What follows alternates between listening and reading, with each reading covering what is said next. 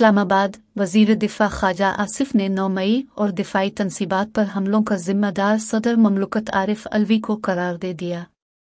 जियो news से गुफ्तगू करते हुए ख्वाजा आसिफ ने कहा कि 9 मई हमले और कौमी इमारात और दिफाई तनसीबात पर हमले की इब्तिदा आरिफ अलवी ने की। सोशल मीडिया पर अखलाकियात की तबाही भी आरिफ अलवी ने की है।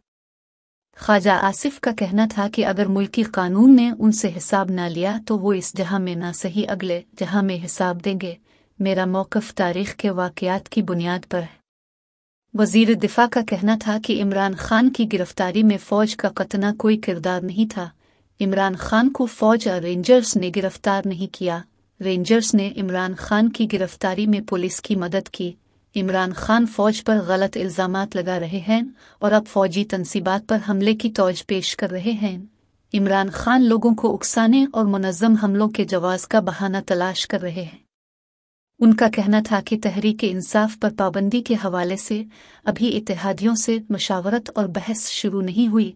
तहरीक इंसाफ पर पाबंदी की फ़ौरी ज़रूरत पड़ी तो इत्तेहादियों से मशवरा भी कर लिया जाएगा।